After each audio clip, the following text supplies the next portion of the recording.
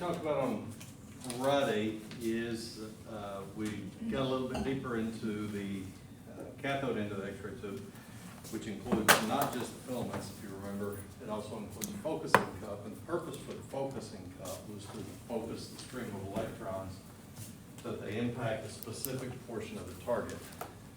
So what we had were, if you were looking down on the focusing cup itself, if you remember, I passed it around, we had two filaments inside of the focusing cup, and the focusing cup surrounded the filament.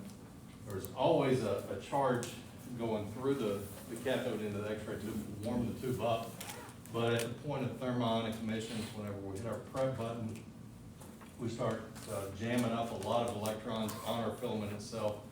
And because of the laws of electrostatics, they have a tendency to try to push away from each other. We don't want them to do that. We want them to bunch up, so we have a negative charge also applied to the focusing cup itself.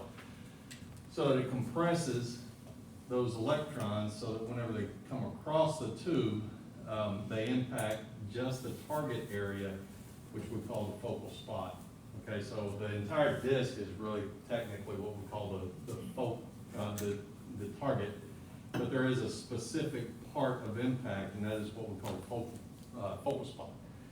So the purpose for the focusing cup is to focus those electrons so that they don't spread out, because what controls our sharpness of recorded detail is just that area of bombardment.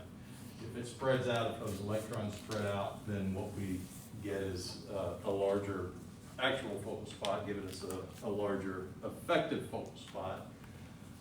And that decreases our sharpness of recorded detail. So we talked about the focusing cup focuses the stream of electrons. That we've got two filaments inside the focusing cup, that those two filaments are made of tungsten with thorium.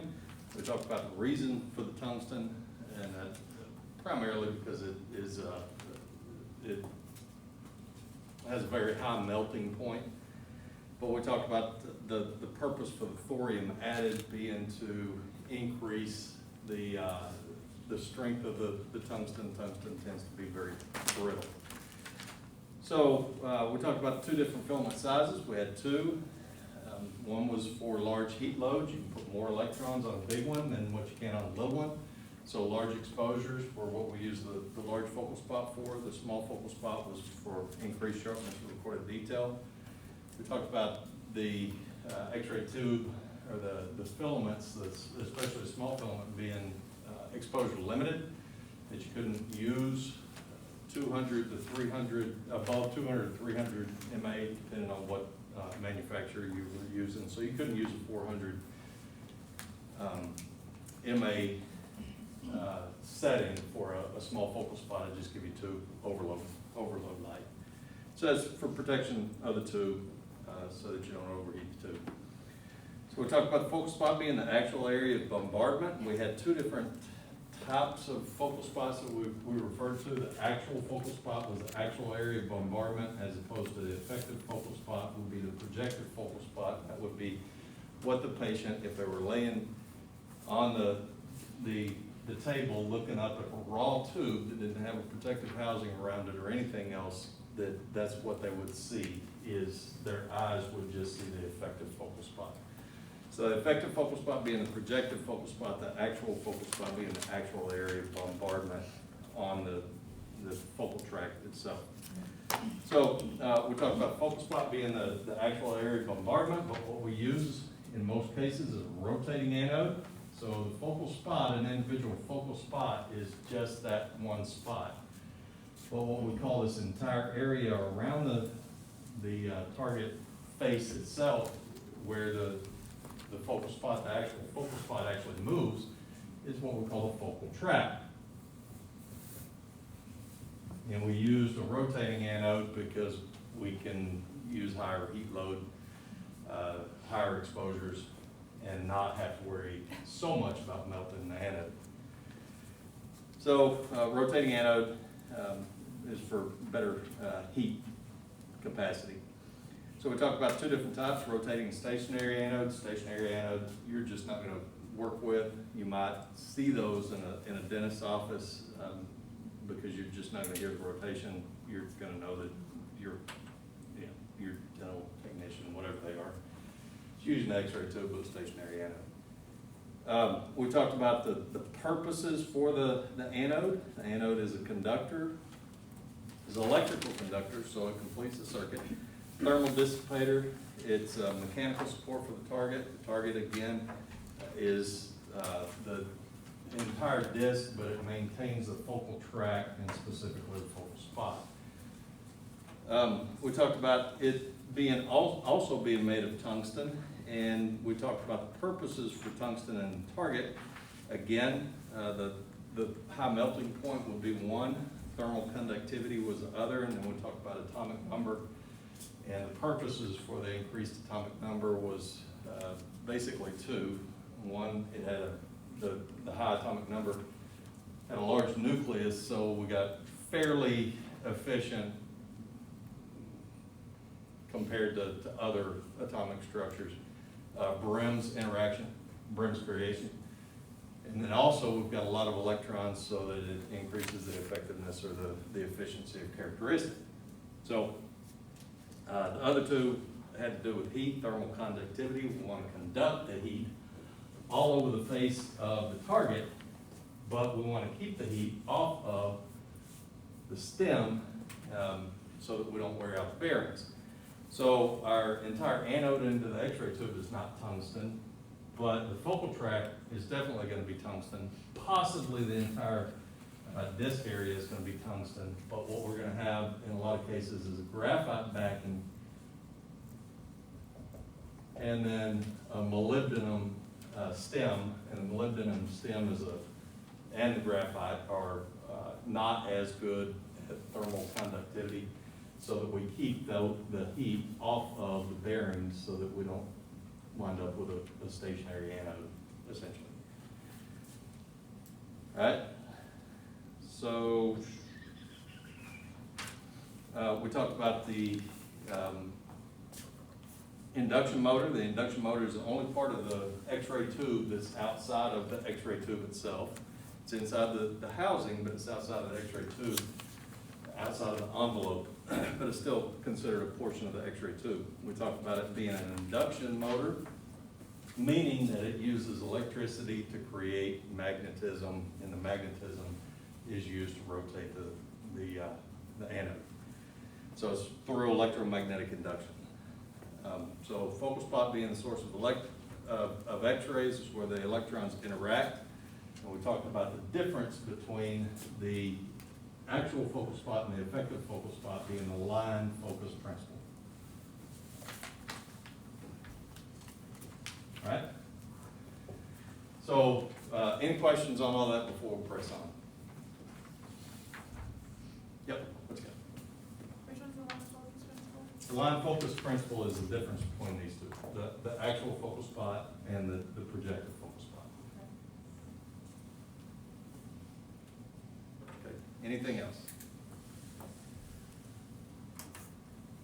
Okay, so again, we talked about isotropic emissions. Isotropic emissions being that at the point of impact, the electrons are going to bounce off of the target in any direction. We can't really predict which way they're going to come off, not the electrons, but the photons are going to bounce off, and we really can't determine which way they're going to go.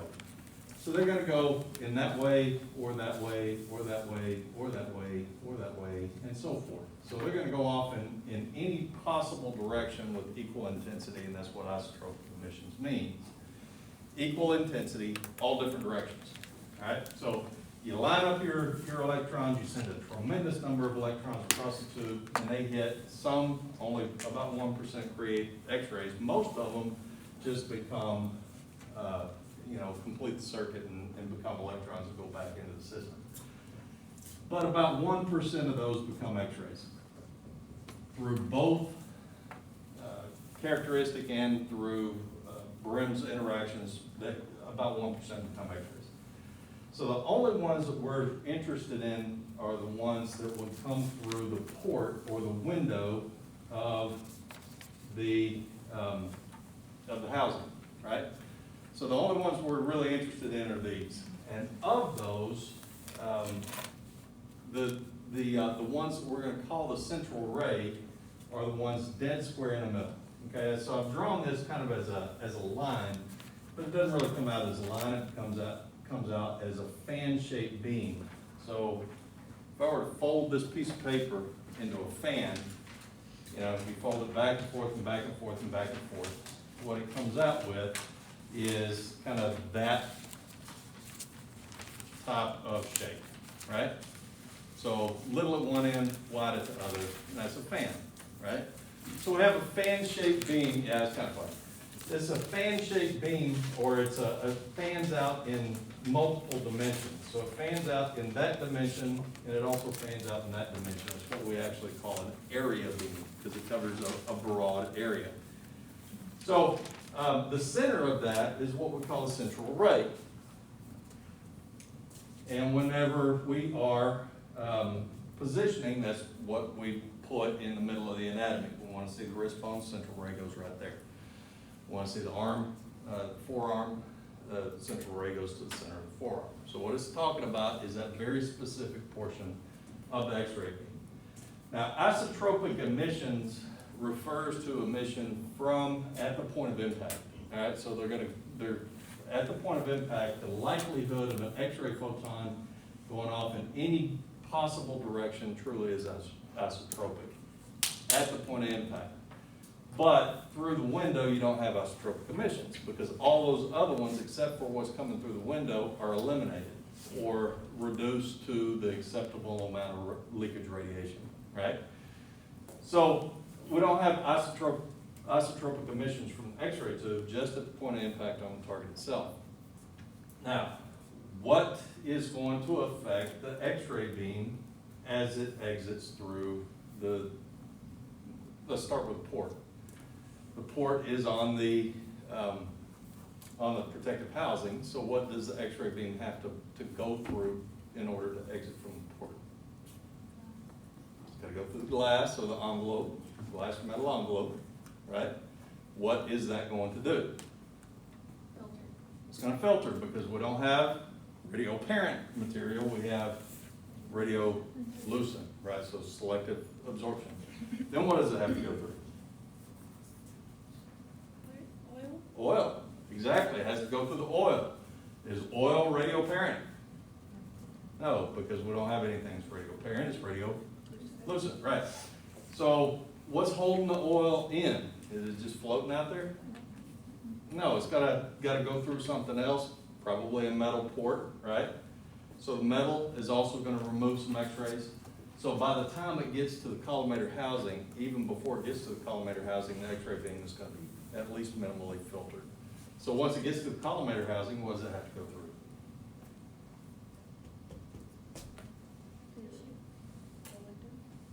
through? Okay, you got a window. The window's plastic.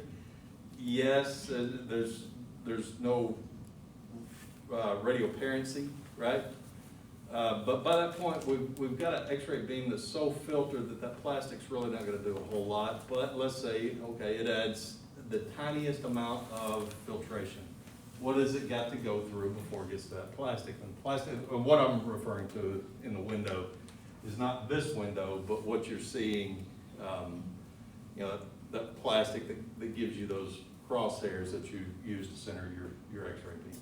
The lead collimators? What's that? The lead collimator? Okay, the collimators should, you'll find out they don't, but they should block everything but the mirror, right? Because the light bulb that you use for collimation and for centering is not in the direct path of the X-ray beam. The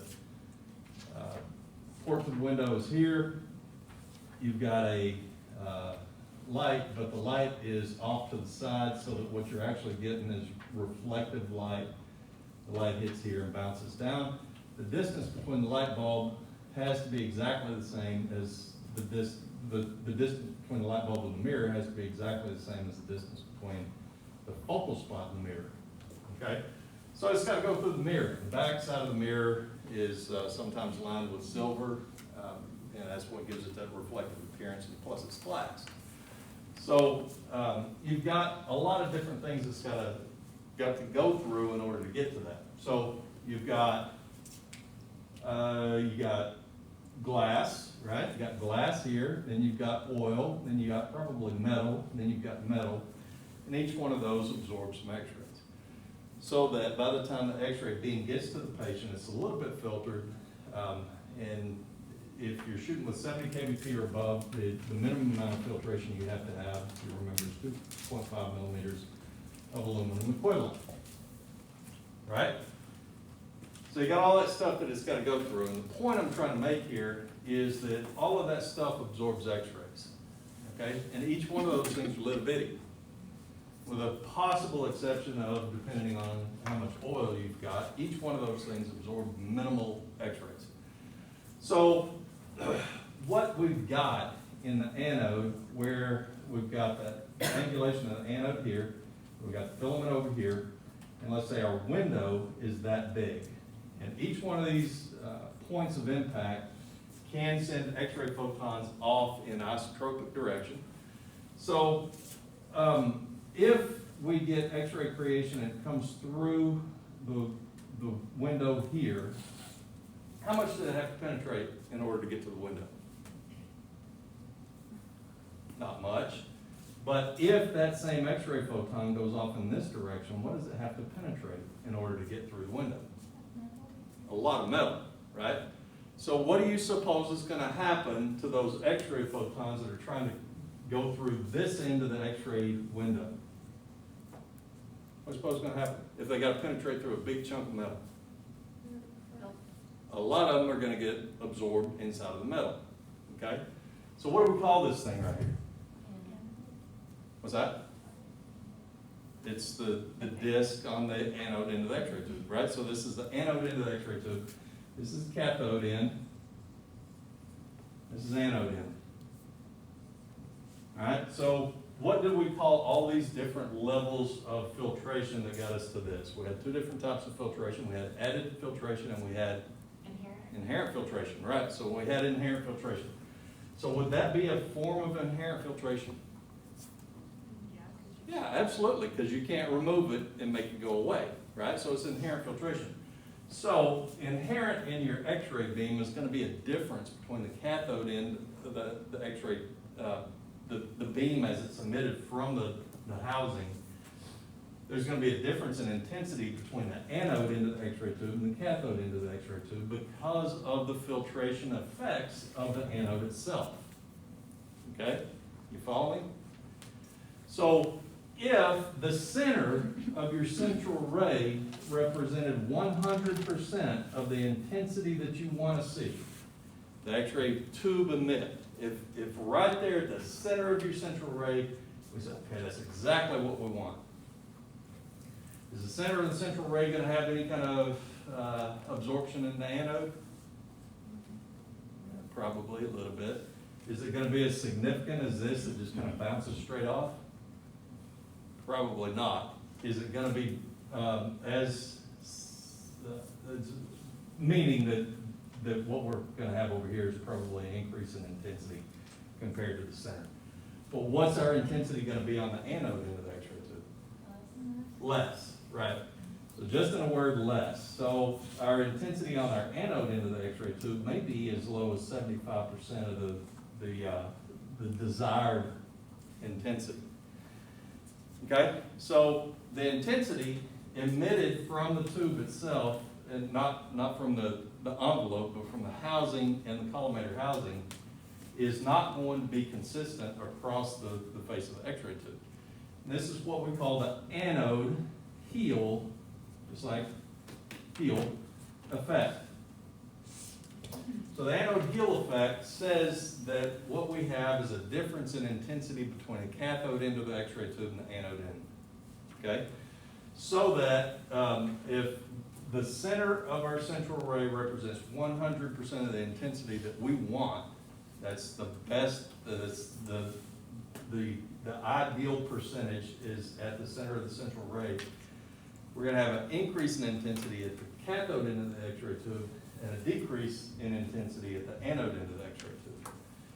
So what does it matter? Big deal, right?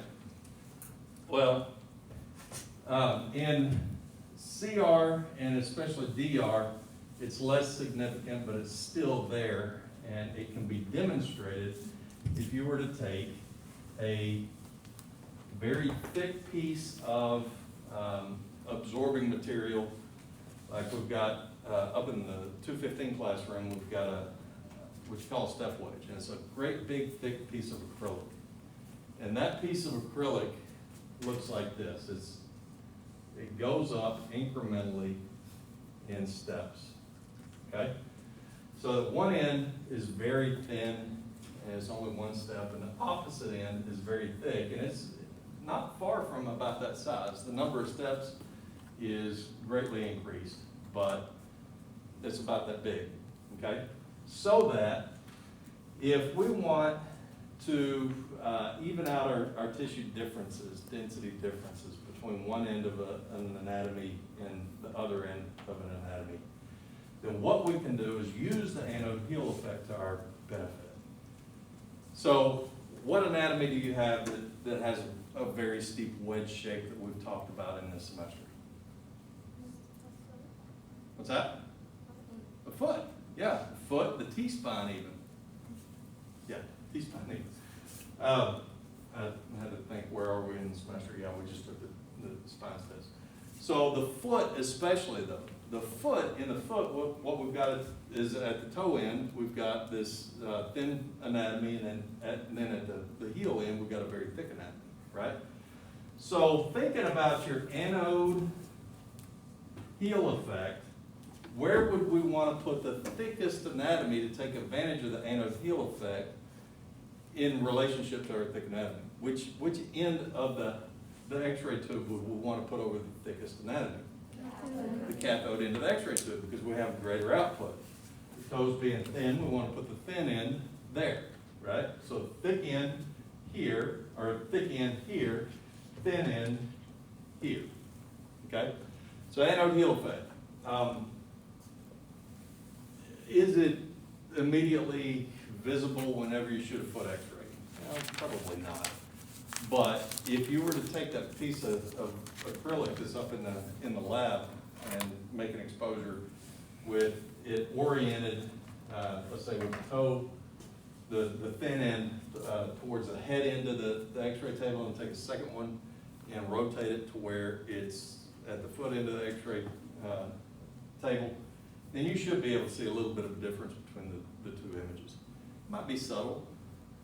In film, where there wasn't any kind of computer processing, it was a little bit more obvious, but it still is apparent in CR and DR even with the computer processing. Okay, so anode heel effect. How do you use the anode heel effect? Well, in most cases it's taken care of for you. Most of your rooms are already set up to take advantage of the anode heel effect. So you're shooting chest x-ray, what part of your chest is more dense and thick? What part of your thoracic anatomy is more dense and thick? The lower portion, right? So what do you want, what end of the x-ray tube do you want over the abdomen for chest x-ray? Cathode into the x-ray tube, right? T-spine, cathode into the x-ray tube. Okay, so if you're shooting an L-spine on a patient, and you've all seen these people, we're in East Texas, we've got beer bellies, right? So you're taking an x-ray on a guy that's got small pelvis and a great big gut. What might you do now? Turn him around, right? Turn him around. Put the pelvis here and the abdomen there, right?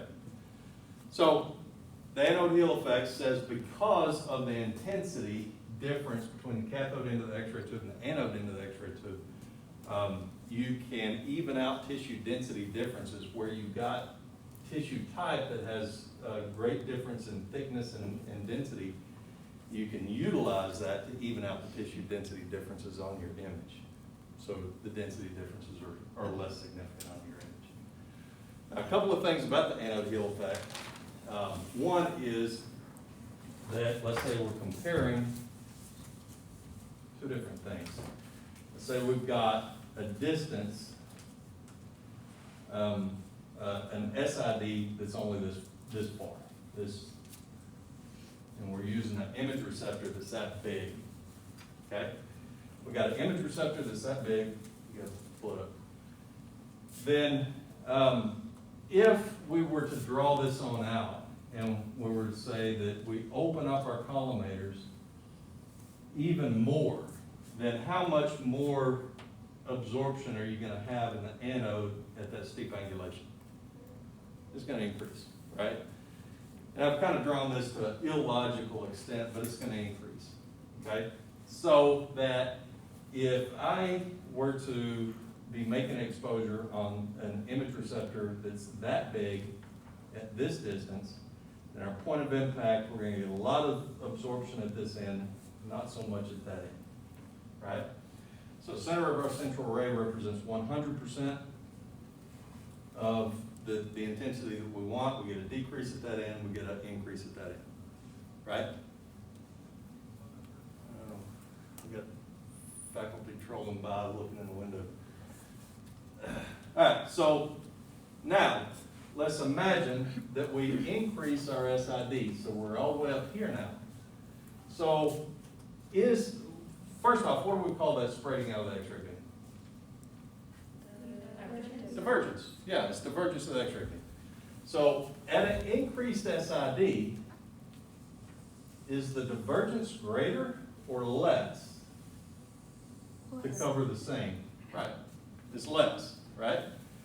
So since we drew this out over here and we decided that the greater the divergence, the greater the anode heel effect, then if we back up our SID, right, we increase our SID from, let's say, 40 to 72 inches, and we maintain the same field size, then what are the effects of the anode heel effect at greater SIDs? Is it going to be worse or better?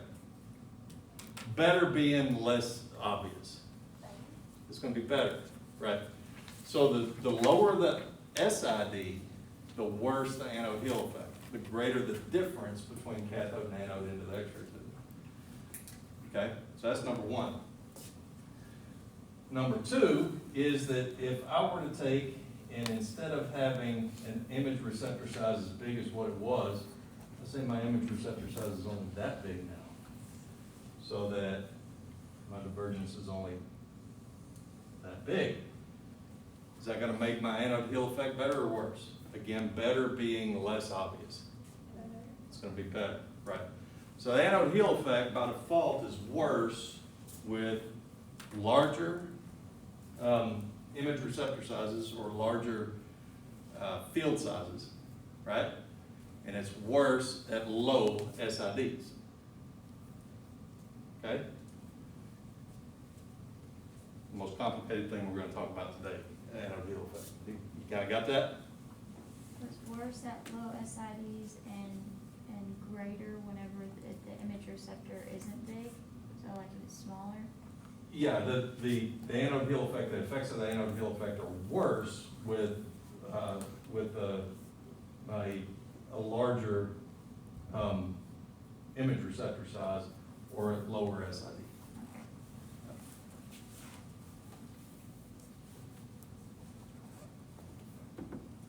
Okay, everybody go with that?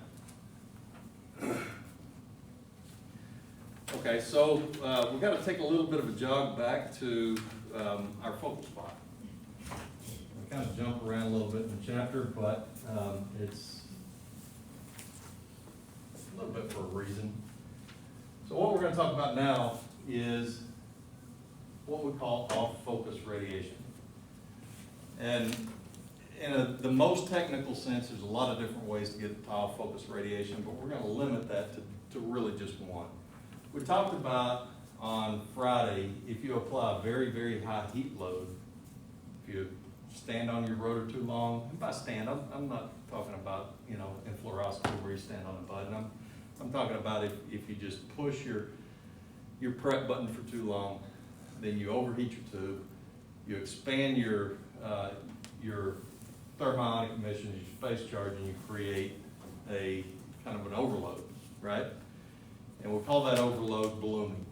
So if you got blooming of the space charge and you send those electrons across the tube, then what you're going to impact is a larger portion of the anode than what you really want to impact, okay? So your focus is right here. Your focal spot may be right there, and what you've got is an increase in your focal spot size, your actual focal spot size, which increases your effective focal spot size, right? So everybody's good with that? So technically what we've got is creation of x-rays off of the focal tract. It's not on your focal spot, it's off of the focal tract. Okay, so that increases unsharpness. Unsharpness we call penumbra. Umbra equals sharpness. Penumbra equals unsharpness. Okay, so we'll refer to penumbra quite a bit. Next semester, Trini's probably talked about it. Umbra just means sharpness. Penumbra means unsharpness. So anything that increases the actual focal spot size and therefore increases the effective focal spot size increases your penumbra, decreases your umbra, gives you a fuzzier image. It's not a sharper image, okay? You're gonna have a tendency to say, you know, look at this and say, well, this is created this because of blooming of the space charge. We've got x-rays that are created not on the focal tract, and that would be what we call off focus, because it's not on the focal tract, it's off the focus, off focus radiation. And you would not be wrong. It is off focus radiation. It is radiation is created off of the focal tract. But when we refer to off focus radiation, that's not really what we're referring to. Okay, that's blooming. Okay, so that is blooming, and that is because we used a lot of MA, or we had a very long prep time before we made exposure. Blooming of the space charges is what we're talking about there. Off-focus radiation is where we've got electrons that are traveling across the tube, and this can occur at any exposure or prep level. Photons or electrons traveling across the tube very, very fast, maybe approaching 1/3 of the speed of light, maybe even approaching half the speed of light. And if you throw something really, really hard at something else, what happens? It bounces, right. So if we've got these little bitty pieces of matter, little bitty particles that we throw at something really, really hard, is it conceivable that even though we've got positive charge, negative charge, opposites attract, and so most of them are going to travel across the tube and they're going to hit this thing and they're going to go back down the anode stem, complete the circuit, but is it not conceivable that once in a while one of those things might hit and bounce? Could it be? Sure. Now, the reason I made the U-turn there is because what is this still charge-wise? It's still positive. What is this still charge-wise? It's negative, so they're still going to attract, right? So if they make a U-turn, if they bounce off and they head back towards the cathode end of the X-ray tube, and because this is still positively charged, very strongly positively charged, they're going to make a U-turn and they can come back, and if they do, then 1% of those that will bounce back will become X-ray photons, right? So if 1% of them, of the ones that do this become X-ray photons, some of them may bounce back and they may go right back to the focal tract. That's fine. But if some of them bounce off and they go up here, then is that, if our focal tract is this area right here, then is that on focus radiation? It's going to be considered off focus radiation because your focal tract is right there. Even though it's still on the target, it's going to create an X-ray photon, and that's off focus radiation. Okay? So, any photon that's created off of the focal tract itself increases penumbra, which is unsharpness, right? So we don't want that. We don't want blooming. Might have it anyway. We don't want off-focus radiation. Might have it anyway, right? In both cases, what they do is they increase unsharpness. We can control blooming. How do you control blooming? Lower MA, right? You want as long of a prep time as possible? No, short prep time, lower MA.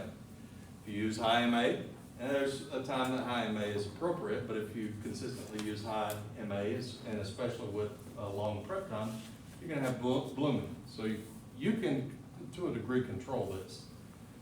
You can't control this. So the X-ray tube is set up, the collimator housing specifically is set up to control that to a degree. So what you've got are two sets of collimators in your collimator housing. You only see one set. By one set, I mean those 4 shutters that control your collimation, right? It's one set. But there's another set above that, and it's what they call a multi-leaf collimator. So the multi-leaf collimator, what it looks like is you've got almost like a pyramidical shape where you can open or close these things to increase or decrease the amount of radiation coming out of the housing, okay?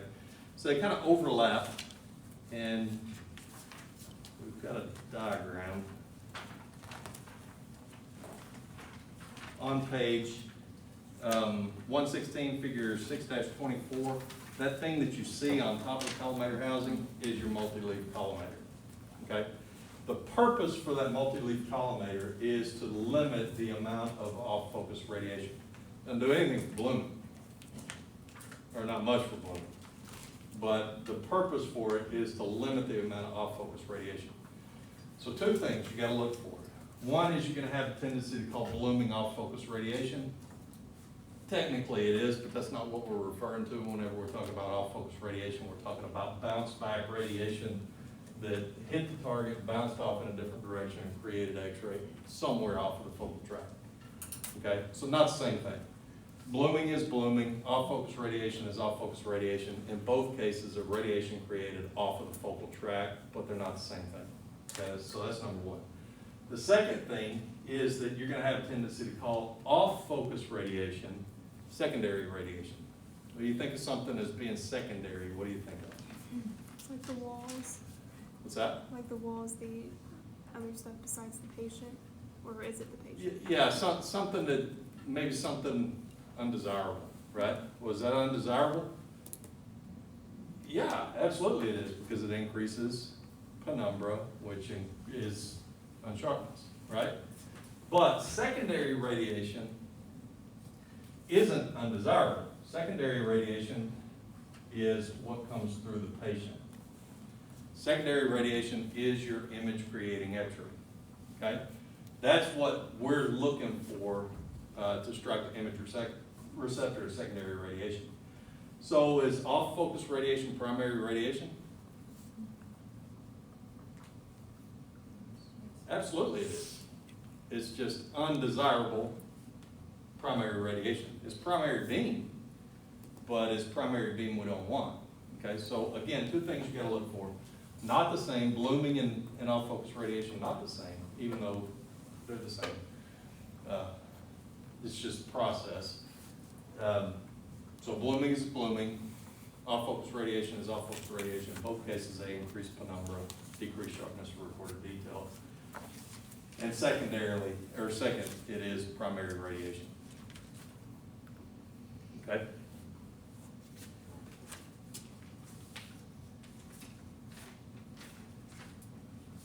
Any questions on that? Okay, then everything else in this chapter we've really already talked about, and that is tube failure. There's really one mathematical formula that's really simple. But tube failure, what's the main thing that causes tube failure? Heat, right? So how we get to that heat is, kind of specific. So we said that if you didn't have that constant current in the what is the purpose for the constant current in the filament? Keep it warm, right? So we said that if you applied a big heat load to a cold X-ray tube, what are you going to do? You're going to crack it. So it's like throwing hot water on a cold windshield. You're going to crack it, right? So cracking of the anode, breaking of the filament in that context. You've got tube failure. So old X-ray tubes, over time, what do? They tan. What does tanning lead to? increased filtration, certainly. And with the increased filtration, you can get to the point where the X-ray tube, the imaging characteristics of the X-ray tube are just not as good as what they used to be, and you have to replace the X-ray tube. But if you're using a glass tube, what can tanning lead to? Arcing. Arcing, right. So we got tanning, we got arcing, we got cracking of the X-ray tube. So if we don't keep the heat out on the disc itself and it comes down the stem, what can it do? Overheat the stem, and what's it going to do to these guys? Yeah, they're going to melt and maybe weld themselves together. Are they going to rotate at that point? No, so you got a stationary anode. What's the purpose for rotating the anode? Dissipate the heat, right, and keep it from melting, right? So if it becomes stationary anode, what might happen? It's going to melt, right, and we call that melting pitting, okay? So bearing issues leading to pitting, arcing, tanning, and eventually you're just going to burn out the filament. You're going to have an open filament, just like any other light bulb. So secondarily to all that, you've got electrical issues. You can have short circuits, or you can have rough handling. So we've got all those things, primarily heat causing failure of your X-ray tube. So how we deal with it is in 3 different ways. How do we deal with it? Oh, convection, Convection. and radiating. There you go. Conduction, convection, thermal radiation. Where do we see thermal radiation? At the cathode side. Okay. Actually, from anything that heats up, really. Primarily from the cathode side, that's going to get hot. So you got the glass, and what you've got is the heat will radiate down to the glass. We're going to create heat here. We're going to deposit it there. That heat's going to radiate down to the glass too. Realistically, some of the heat's going to get onto the stem. That's going to radiate down to the glass as well. So we've got radiation from the glass down to from components inside of the X-ray tube down to the glass. Right? So it's radiation. Where do we see conduction? On the anode. On the anode. So we make X-rays in a point source, but we want to spread those out, the heat out all over the face of the anode, right? So the entire face of the anode shares the heat load, correct? So where else do we see it? Yeah, from the glass to the oil. So it's going to spread not only there, but it's going to spread to the oil itself. And then we put the whole X-ray tube is inside this bath of oil, right? Incidentally, there's no oil inside of the X-ray tube. None inside of the X-ray tube. It's all inside of the housing, outside of the X-ray tube. X-ray tube is a vacuum tube. It doesn't have anything in it except for the components. So the oil is outside of the glass. So it's a bad X-ray tube. So we get conduction to the oil all the way around. It's inside of the housing. The oil is, but it's outside of the glass. So then we get convection. We can blow air to remove some of that heat that thermally radiates up off of the glass, or off of the oil itself, right? So everything that we've talked about to deal with the heat was rotate the anode, right? We want to rotate the anode. We want to make the stem out of something that doesn't transfer heat well, but the face of the anode we want to conduct it around. What are the ways that we could increase the life of the X-ray tube using this stuff? Not your techniques. We'll get there in a minute, but the design of the X-ray tube housing and the X-ray room itself, what could you do if you were designing, stripping it all the way down to the tube itself? What could you do to extend the tube of the X-ray, the life of the X-ray tube? There you go. So if you had an anode this big, could it sustain more heat? Absolutely, absolutely. What do we do with anode? You rotate it. Rotate it. What's the purpose for rotation? Into Spread the heat out, right? So if we rotated it at 4 RPMs, how effectively are we gonna spread that heat out? Not very. We rotate at 3,000 RPMs, which is what we usually do, then it is much better. If we rotated it at 10,000 RPMs, probably even better, right? So size of the disc is one, rotate the tube is another. The faster you rotate the tube, the better off you are. So the bigger the disc, the better off. The faster you rotate, the better off, okay? So that's inside of the X-ray tube. What about outside of the X-ray tube? In the housing itself? Instead of having glass, have metal to prevent arcing. That may, you know, metal is certainly a better conductor, so that may play a part as well. Yeah, that's good. What else? If you had a tablespoon of oil there, how much of that would that oil dissipate heat? Not very much. So the size of the housing with more oil in it, do you think that would remove more heat? Absolutely. So some of your fans are static fans. And by that I mean they don't have any moving parts. What they've got is a bellows type system. So when something gets hot, what does it do? Expands, right. So you got this thing, you know what a bellows is what you stoke up the fire with, right? So with a bellows type system, if it's cool, then it's full, right? But once it gets hot, what happens is the bottom blows up and it contracts. It doesn't contract, it pushes the bottom up so that it pushes air out into the room. And as the air goes out into the room, the X-ray tube cools, or the bellows system itself cools, it expands back down and draws in room air that further cools down the tube, okay? So that's one type, it's a bellows type. Do you think that's as effective as maybe a high-speed fan that would blow? Probably not, okay? So the different types of fans can also affect it as well. And finally, the room type and the room temperature. If that fan is drawing in room air to blow across that and your room is hot, how effective is it going to be to cool that tube down? Not as effective as if the room is kept at 68, 65 degrees, right?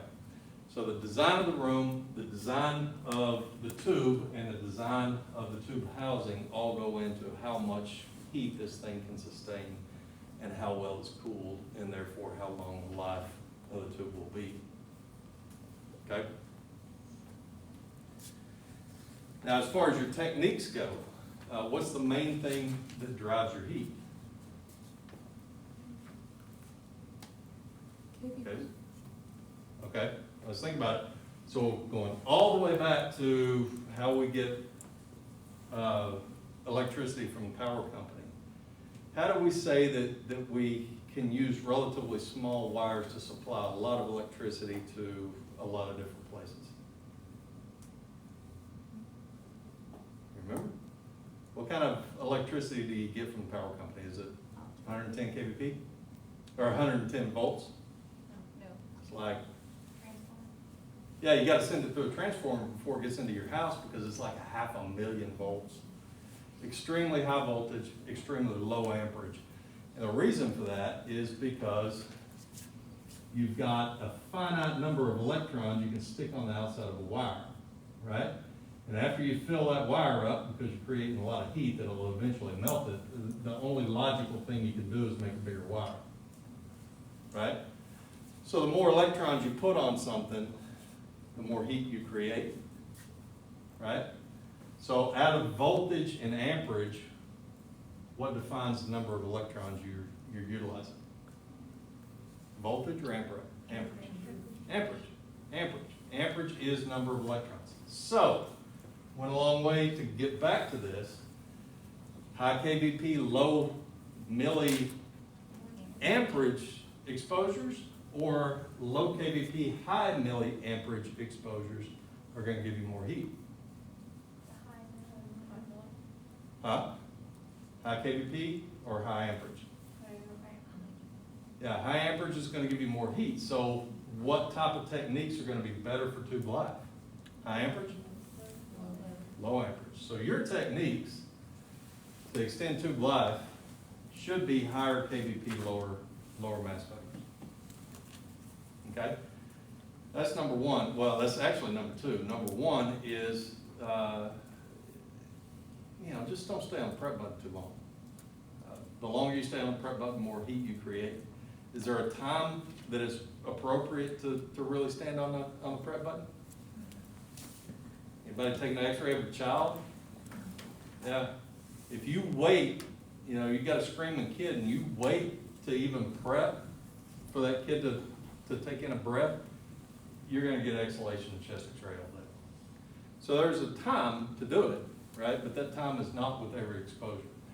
Most of your exposures you want to use as short a prep time as possible. So your techniques to extend tube life are short prep time, higher kVp, and I don't mean shoot every x-ray with 110 kVp and minimal mass, but higher kVp, lower mass value. Okay? Now, the next few pages are really complicated in tube rating charts. So 118, 119, 120. Those are tube rating charts, and you can predict exactly how long your tube is going to last, or not really predict how long it's going to last, but how much heat you're going to create an x-ray tube using different exposures on each one of those. That's not on the registry anymore. So we're not going to cover it. We're not going to test over it. You can sit there and you can figure out those things if you want to, but it's not necessary. But if you look on page 120, bottom of page 119 and top of page 120, you can calculate how much an exposure will create in heat units.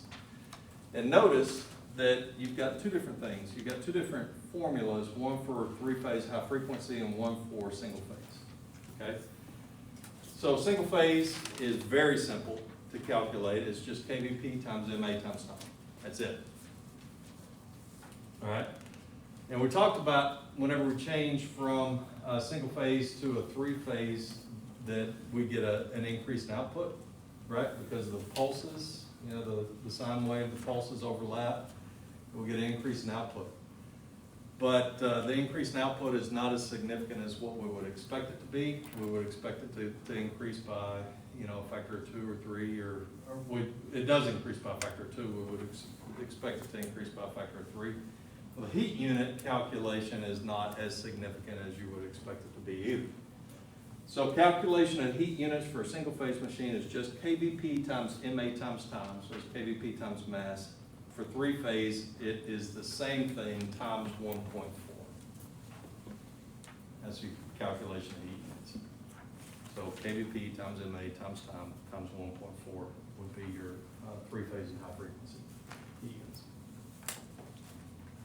Okay? Any questions?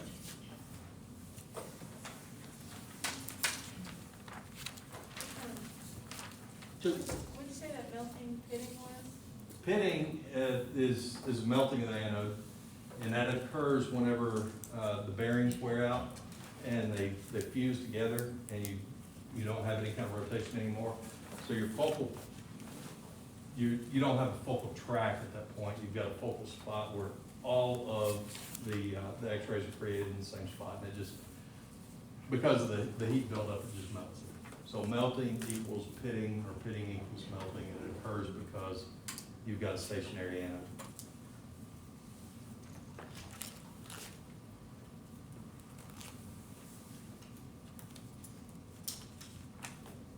Anything else?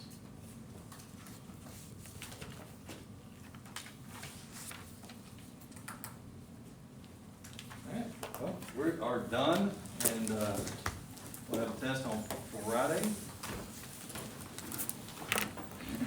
It'll be the last test of the semester until Friday.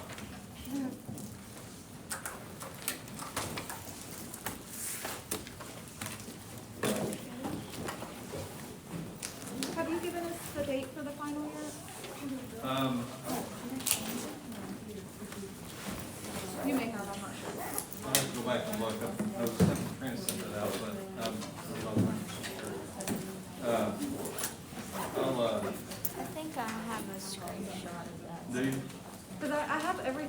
but I don't have the positioning or the physics dates. Yeah, I think Positioning positioning is is, Yeah, for the final. yeah, positioning should be the 30th. The Monday after Thanksgiving? Yeah, yeah, and then And that Friday physics for- is, the 4th.